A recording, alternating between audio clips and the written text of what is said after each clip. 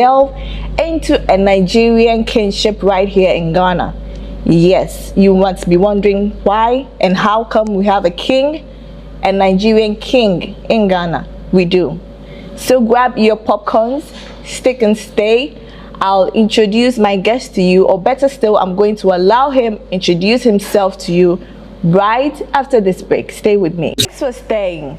I am with the diasporan king of the Nigerian kinship right here in Ghana. I am going to allow him look into the camera and introduce himself to you, my lovely guest watching me today. Igwe, welcome to the Liz Talk Show. Thank you. My name is Elizabeth Suman, but my fans call me Liz. I am enlightened and very elated to be here today for you and your royal members. So today I want you to look into the camera, that's your camera right there, and introduce yourself to the guest. Lizzie, thank you for coming to the Palace of Igbo Community in Ghana. Good day, audience. I am His Royal Majesty as a Dr. Ambassador Chukwudi Judy Henetu. I am the diasporan king of Igbo Community in Ghana. Thank you. You're welcome, Liz. Now, over 10 years on your throne. 12 years. 12 years, yeah, and counting. Would you say that you have met your expectations as a king? Not yet. Expectation of every human being is till the day God gonna call you home. Okay. The purpose of diasporan throne, we are still on it. We have not achieved what we are looking forward to achieve, but we have achieved greater part of it, believing God that we'll keep achieving every day. One of the things that we have achieved very well now is town hall meetings, educating our people, first of all, for them to know that they are living in a land that does not belong to them, that we are foreigners that live in Ghana, and we must respect the rules and regulations of the land and not to violate the rules and regulations of the land. We have achieved this. If you have a flashback, 12, 13 years ago, many a times people complain against Nigerians misbehaving, doing one or two things that is against the rules and regulations of the land. But for the past 12 years of this throne, we keep cleaning up the mind of our people to let them know that when you are a foreigner, you do what the land demands you to do, not to do what you want to do. So we have achieved this area. It's very important. And you know, one thing about education is that when you are educated for a certain thing, you also transfer the education to someone else. As we're all living here, friends are coming in, family members are coming in. So as they're coming in, those that have received education from us are also impacting the same education to other people. That as you are coming in, behave yourself and make sure that you don't violate the laws of the land. We have achieved this properly. We've also achieved the relationship with the host nation, Ghana, from traditional sector to government to both young and old, for them to understand that Igbos and Nigerians that live in Ghana, we are not here to challenge the authority or to challenge the people, but we are here to live in peace and harmony with them, for we to do our businesses, go into our trade, go into manufacturing, go into entrepreneurship and many other areas. We've been able to achieve this. Before, many years past, you see some Ghanaians fighting Nigerians in the market and some other areas because some of our people did not understand that they are not Ghanaians. So you need to, know what the people need. So Ghanaians also, more especially those that are against some Nigerians, should also know that we are all brothers and sisters. Nigeria and Ghana, we are the same. We are also West African sub-region. So we've been able to also educate some of those our Ghanaian friends that are disturbing us in the market and areas like that, for them to know that we are not in to challenge them, but we are into the nation for we to do business together. And you know, when you talk about business, it's all about competition. What you have in your store might not be what I have. Exactly. Or what I have might be what you have. The source of your goods might not be the source of my goods. I might have a source where I will get my goods on credit, or have a source where I can get my goods on clearance. And you have your source where you buy from store, while I buy from manufacturers. So the prices of those that buy from manufacturers are cheaper to compare with those that buy from stores. So it depends on my source of goods. That depends on how my prices can be. So, but before, some of our Ghanaian brothers did not understand it that way. It looks as if the challenge or the market competition is like a threat to some Ghanaians. But now they've understand it's not a threat, but rather we are doing this also to promote the nation and also add more to the economy of the nation. So we have achieved all these areas. And again, we have also achieved introduction of Igbo culture to the society. What are the Igbo culture? Igbo culture is all about celebrating our Igbo Yam Festival, celebrating love among ourselves, celebrating unity among ourselves, celebrating understanding and peace among ourselves, celebrating being your brother's keeper. If you look at it very well, within the market, we that are Igbos, we always want to give goods to our fellow Nigerians, fellow brothers Igbos on credit. The same way we also give to some of our Ghanaian customers.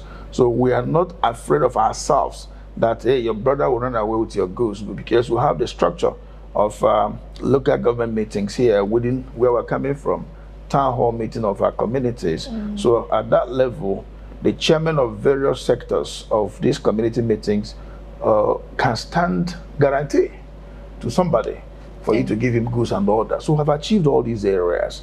And the introduction of our culture in Ghana has also given us a sense of belonging in Ghana, for we to know that the people of Ghana welcomed us a lot. So we thank the people of Ghana for understanding that Igbo culture in Ghana is not to challenge the culture of Ghana, no, but this is within our community, for our sons and daughters to know who they are, where they're coming from, what they need to do, and to know all about culture.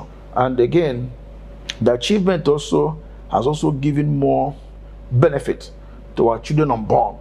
Most of us marry Ghanaians. I married a Ghanaian. My wife is a Ghanaian. She does not understand my culture properly. But by establishing my culture within and around has made her to know my culture. My children, they've known my culture. And some other people that have married Ghanaians, and some also married Nigerians that don't even know the culture. Now the children are knowing the culture. They're getting more closer to their culture. So these are achievements, and many more achievements we have achieved. So, but we are believing God that as the time progresses, we'll keep achieving. So far, how has your stay been in Ghana, and how do the people of Igbo also relate to Ghanaians here in Ghana? My stay in Ghana is so powerful. Not just me alone, but every single Nigerian that lives in Ghana, we are comfortable in Ghana because our host nation love Nigerians, and we Nigerians love our host nation Ghana. So our stay in Ghana has been comfortable, it's been beautiful, it's been relaxing. No insecurity in Ghana. Ghana is so wonderful that you can move from morning to morning in your care. The people of Ghana, they relate very well to us. So our stay in Ghana is so beautiful, and we love staying in Ghana. Great. Can you tell us a little background history of the Igbo people? Okay, from the history that we inherited till tomorrow, we heard that the Igbos came all the way from Israel, through the borders from one country to another, till we get down to Nigeria, a country called Nigeria. And we are part of the formation of Nigeria, and we are situated in the southeast of Nigeria. Before it was called Eastern Zone of Nigeria, but now, because of political demarcations, we are now southeast of Nigeria. And Igbo tribe is the only zone in Nigeria that the 5 core Igbo states speak only one language, being Igbo. We are made up of 5 political demarcated states. That's the Abia State, Anambra, Ebonyi, Enugu, Imo State. And these 5 core Igbo-speaking states, we are one block. We speak Igbo together, and the tradition of Ndi Igbo is the same. Our performance of breaking of kola, performance of 4, performance of marital rights, performance of umonna, performance of chieftaincy titles, performance of kingship, performance of Ndeze and wine, performance of the native doctors, performance of whatever that made up Igbo is the same. So the history of Ndi Igbo is a history that is so long that sometimes a lot of people will tell you, if they start talking about the Igbo, it's going to take them from now to tomorrow. They'll not even finish talking about the Igbos. The history of Igbo is so deep. And Ndi Igbo, we are people that we shall love a lot, because our culture, our tradition is all about love, all about unity, and all about, coming together. So the history of Ndi Igbo is a very powerful history that people want to emulate to live like the Igbos.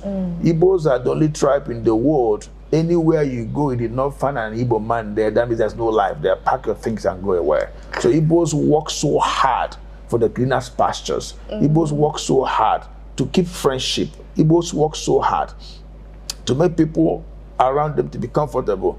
Igbos are one of the most powerful tribe in Nigeria that anywhere we go, we want to build a house, we want to establish businesses, we want to own businesses there. And remember, anybody that comes into your country, into your land, into your domain to set up a structure, the person is part of you. He don't want to be a problem within that area, because if he cause problem within that area, he will lose his properties, he will lose his business. So Igbos are the history of Igbos. We are unifier. We are people that we feel comfortable anywhere we are, and we also want to make ourselves comfortable anywhere we are. So our history is so deep that love is one of the most priority of every Igbo man. Hard work, second priority of Igbo man. Peace, third priority of Igbo man. Okay. Making people around us to be comfortable, and that priority, and many more. That's nice. And looking at you as an Igbo king, that means you stand solely for the people of the Igbo land. Do you allow other tribes from other places like Nigeria and other places right here in Ghana to come to you for assistance just in case they need any? Yeah, Jesus is the savior of the world, but he started from Israel. So the tribe that made me to sit where I am today is the Igbo tribe. Yeah. But remember that I'm a Nigerian. Igbo is inside Nigeria. Yeah. And every Nigerian, every Igbo man will believe so much in ourselves. As soon as you cross the border, you are not seeing like Igbo again, like Yoruba again, like Hausa again, but you see like a Nigerian. So the throne of the diaspora Igbo throne in Ghana is protecting Igbos, defending Igbos, projecting Igbos, defending Nigerians, projecting Nigerians, and all tribes in Nigeria. In extension, also support everybody that comes around us, irrespective of the country where you're coming from and the tribe where you're coming from. Because like I said, Igbo culture is all about showing love and living in peace with the people around you. So I am not working hard in support of only the Igbos, but for entire humanity that comes around me. Okay. And again, remember my wife's a Ghanaian. So Ghanaians are welcome. Also in my home. People you see all around here are Ghanaians. Yeah. Because my wife's a Ghanaian. So family members, relatives, they're also here. And we are supported the best we can. And for someone to take up this throne or be crowned as a king, does he or she need to be from a royal family before he can inherit the throne? No, this is a diaspora throne. Okay. It's not necessarily mean you must come from a royal family before the Igbo will choose you to be their diasporan king. It's all about community decision. And the community can only decide for those that support the community. Before they do that, they will look at how hardworking you are. They look at the kind of love you show to the people. They look at how you bring Igbos together. A whole lot of things they look around before the community chooses who's gonna be their king. So it does not mean you must come from a royal home. You can be any Igbo man as long as the community love you and they want you to lead them, and they will choose you. Now, looking at you being an Eze in a foreign land, one would say it wouldn't be an easy task. It's not something that is a soft thing to do. Kindly brief us on how this became a reality and if there were any predecessors before you. Okay, somewhere 2010, yeah, Igbos in Ghana made me the chairman of the first ever Igbo New Yam Festival in Ghana 2010. You can see the picture is somewhere there. Okay. That's the first time of Igbo New Year Festival in Ghana, 2010. Then, soon after this program, the Igbos in Ghana realized my performance, the kind of love I have for our tribe, and they started approaching me to be the first ever Igbo diaspora king in Ghana. I refused as of that 2010. What I look at first of all was my kids are still little. Yeah. I don't want to go into chieftaincy issues that will cause problems for me or that will lead to me lead to death. Nobody will take care of my children for me. And they keep telling me this is a diasporan kinship. You are not governing over land. You don't have a land that you, there's no land that we are protecting. Is for we to promote our culture. Normally being a king leads to death and other stuff It all depends. Okay. You know, kingship is all about, there's always litigation over kingship, you know. Chieftaincy is all about litigation, stuff here and there. So I look at all these areas. I don't want to, lose my life at early age. I don't want to put my children in danger. I told them I don't want it. And 2011, then 2012, then I accepted it. Okay. To be the first ever Igbo diaspora king in Ghana. And to God be the glory, I was made the Igbo throne in Ghana. The Igbo king. In Ghana. And as a foreigner, we also reached out to the owners of the land, to Ghana Traditional Council, and other different paramounts in Ghana, and make ourselves available, introduce ourselves to them, and let them know our intentions and the purpose of Igbo diasporan kingship is not to challenge the authority of the land, but is a kingship over the Igbo tribe. Like the way you have the Zamarawas, you have the Malians, you have the Yoruba Kabesi in Ghana, you have the Sariki of the Hausas and stuff like that. So the Igbo tribe, ours is called Eze.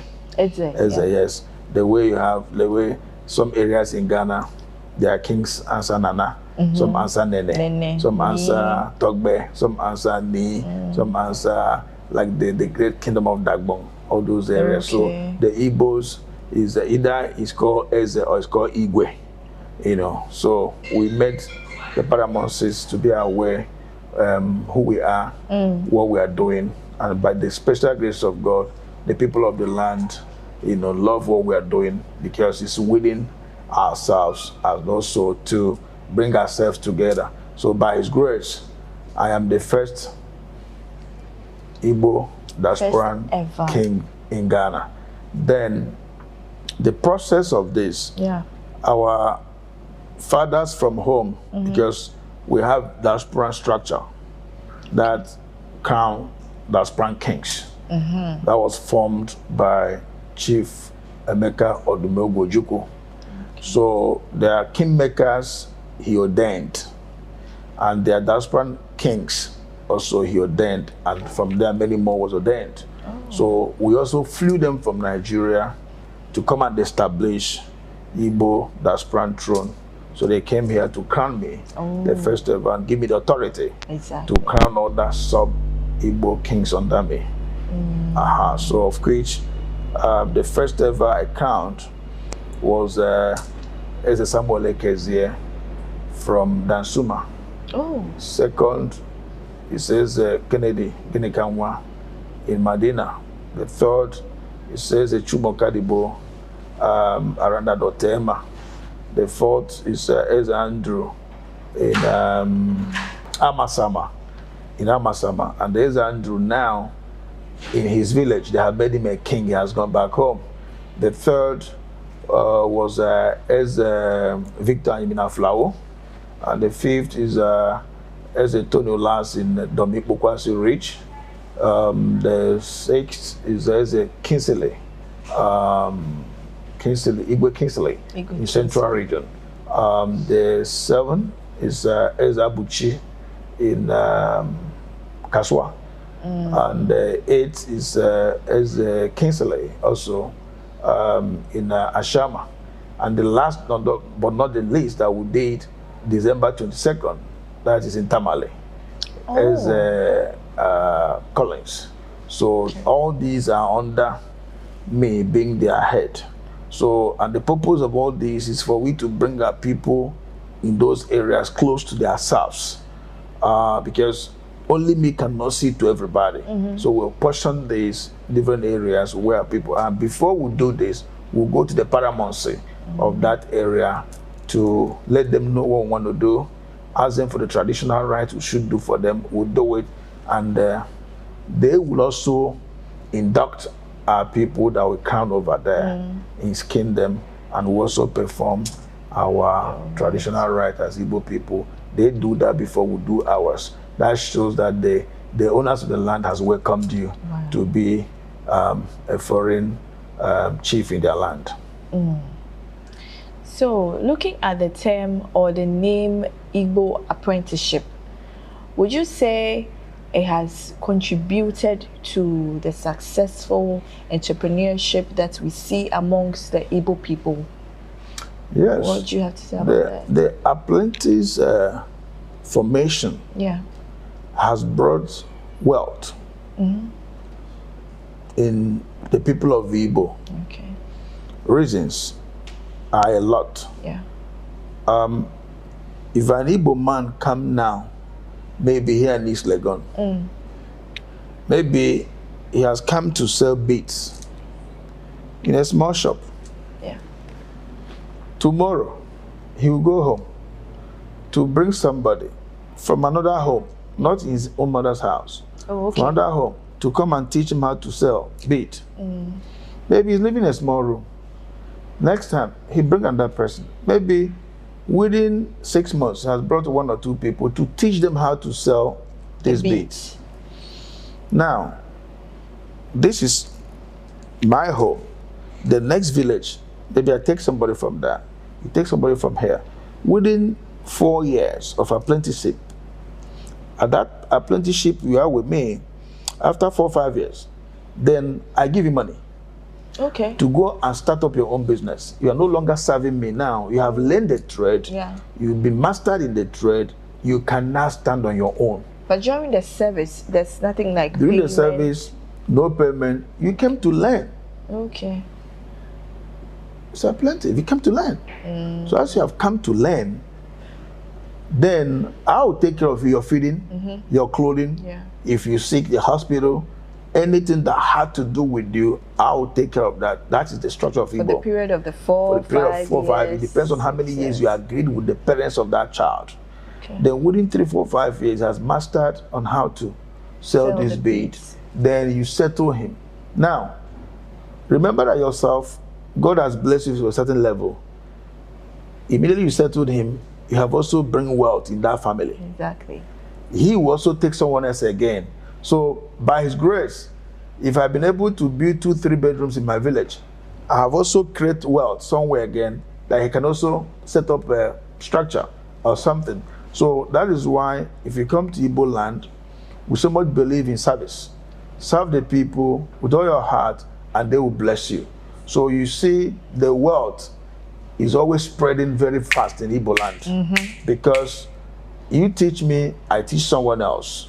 You bring me, I bring someone else to teach them the trade. Igbos, we are so much into trading and also manufacturing. Igbos are very hard-working people. Okay, so it has fetched a lot of benefits to Igbos coming together to learn trade and to serve. Now, so let's go to your Yam Festival celebration. You can give us a little bit of history behind it, and then the preparation process, you take us through it, and the time of the year it's being celebrated. Okay. Igbo New Year Festival, first of all, Igbos believed that yam is the king of all crops. Okay. We plant all kind of crops, cocoyam, yam, cassava, pepper, all kind of crops. But our forefathers established Igbo New Year Festival to be the best festival, bigger than every other festival. And they celebrate yam bigger than every other crops. That's why in Igbo land, there are people, they count them king of yam. Okay. Your yam band, those days, that it determine who you are. If you're a wealthy man, you should have a very large, vast land and yam band. If you are not a rich man, you have a little. So when people are, just like in Ghana here, they do Farmers Day. Okay. And the winner goes home with the vehicle. Exactly. So the best yam farmer will also crown him the king of yam, something like that. Now, this is a tradition that we have inherited from our forefathers, and we don't want it to die. Yeah. So the Igbo Yam Festival began from many years ago to today. It's in existence. And to cut it short, Igbo Yam Festival is a Thanksgiving time. We celebrate the festival from June, July, August, September, October. This is the time to harvest yam. So we are now coming together to say, God will thank you for giving us the opportunity to plant yam and every other crops. And now we have now harvested the yam and we are alive to plant and to harvest. So we're thanking God who has made it possible. It's a Thanksgiving time. Okay. Now, we also ask him to give us life for we to be able to plant yam again the year coming and we'll be able to harvest it. So Yam Festival is a Thanksgiving time that Igbos set aside to celebrate every time, anytime in the world. Now, we the Igbos that live in diaspora, we celebrate Yam Festival when our fathers back home, our kings, our elders, our family heads celebrate the Yam Festival between June, July, August. Then September up, you see Igbos around the world celebrate the Igbo New Yam Festival. That time our fathers back home have finished it, then we in diaspora will continue. It's also interesting to know that it's not only here in Ghana we have Igbo diasporan king. We have it almost all over the world, in America, in UK, in Russia, in Asia, in India, most of the West African countries. So we have Igbo diasporan king. So they celebrate the Yam Festival. And in Ghana here, we have celebrated the yam. We started first 2010 in Ghana, but since I came into this throne, being on 30th of August 2012 till now, we have celebrated Yam Festival for 12 years. Wow. Every year we celebrate it. We're also going to celebrate again this year. We do it 3rd Sunday of every September. Okay. And whatever the date may be, become the festival there. So this year will be 21st of September. And it will also interest you to know that last year we had over 20,000 people. Wow. And this year we're believing God will have more than that. And the venue we always use is a Sutherland Park in front of Children's Park. So I also want to use the opportunity to invite you, Lizzie, and all your crew members, and everybody watching me all over the world to come for Igbo New Yam Festival 2025. You will love it. Yeah. It's a day we display all kind of masquerades. Those things you see in African magic is what we display live in Igbo Yam Festival. Masquerades, our beautiful outfits, all kind of things beads you see. And all beads, accessories, a whole lot. Food, dancers. Okay. You know, you see them all. So come and be with us that day. And this leads me to my next question, and I want to find out if you are able to accept gifts or support from other people, if not from just the chiefs or the Igbo people. Other people or other communities from other tribes also invited to come and support or share anything with you? And if it's in terms of support, what are you looking at? Igbo New Year Festival is a program that costs us a lot of money. We invite people from all over the world. Last year we had over 1,000 from Nigeria, 1,000 people, and many people. Remember, we take care of 8 tickets for royal fathers coming from Nigeria. We take care of hotel bills. We take care of vehicles that move them around, you know, the cost of hire vehicles in Ghana, how it is. We take care of venues, we take care of decoration, we take care of chairs, we take care of food, we take care of a whole lot. So it costs us a lot of money to run Igbo Yam Festival every year. It runs in thousands of dollars. And we are very, very open to receive gifts from people, either in money, that's in cash, or in kind, or any way you think you can sponsor us. If you also want to monopolize Igbo Yam Festival to be the #1 sponsor, only you to sponsor it, please, you are welcome, because it's a program that attracts people from all over the world. If you even just get into YouTube and type Igbo Ghana-Yam Festival, you will see what I'm talking about. It's not a hidden thing. So anybody coming to sponsor us as the biggest sponsor. I mean, one person we can sponsor it. Everything. So you come. You are welcome. Come to me in the palace. We'll discuss it. My committee, you know, in there, and my program is always in all the media platforms, both international media and local media. So please come and sponsor us. Okay, and then let's go to your marriage side. How the Igbos get married. You know, it's being heard, there's a notion that Igbos can marry within the wife's family or the woman's family, as in 2 sisters getting married to 1 man, or 1 man getting married to maybe a sister and another sibling, like a cousin or something. How true is that? Igbo people, 1 man, in our tradition, 1 man never marry 2 sisters from the same womb. But you can marry, your brother can marry a sister of your wife. Okay. Your brother can marry other female from your wife's family. Some family also will tell you they don't want you to marry a sibling of your wife. Okay? Yeah. So it all depends on what that family wants. Either they said from their forefather history, nobody has ever married a sibling of a wife of a family member. Some will tell you that it doesn't matter.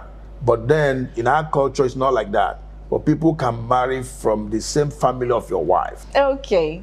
So I am seeing this beautiful pillow right here with a beautiful damsel on it. I am guessing it's our Queen Mother. Good. So kindly tell us a little bit about her. I know she's Ghanaian because you did mention about that. So tell us how you met her, where you met her, and then tell us about your kids as well. Good. Okay, I met my wife in 1998. Okay. Here in Accra, Ghana. We met around May, and we married August. 1998? 1998. Wow. This is my 26 years in marriage. Wow. She's from Central Region. Oh. She's also a Queen Mother, Kosohini. In Kosohima. In Kosohima. Kosohima, yes. In her community in Biruwa, Central Region, along the Cape Coast. We are blessed with 5 biological children and 9 adopted children and 8 grandchildren now, to the glory of God. So my wife's name is Ugeze Liberty Nana Ekuatetwa. Wow. The first. So she's a Ghanaian, humble Ghanaian, beautiful Ghanaian, great Ghanaian, and a lovely soul. So I want to say thank you for this opportunity given to me. I also want to tell my wife that I love her. Thank you. Thank you. As you have said everything. Now, before I let you go, we are coming to wrap up to the end of the program, and I want us to do this or that segment on the Let's Talk show. It's going to be like briefly, sharp, quickie, 3 questions or 4. So then you answer without thinking. Very fast. Okay. So Netflix or YouTube? YouTube. Twitter or Facebook? Facebook. Ghana jollof, Nigeria jollof? Nigeria jollof.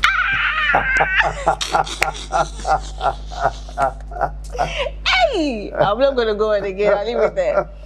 Finally, my last question. What excites you about Lagos City? What is the one thing that intrigues you about Lagos? Because this is Let's Lagos. We're doing Lagos and everything Lagos.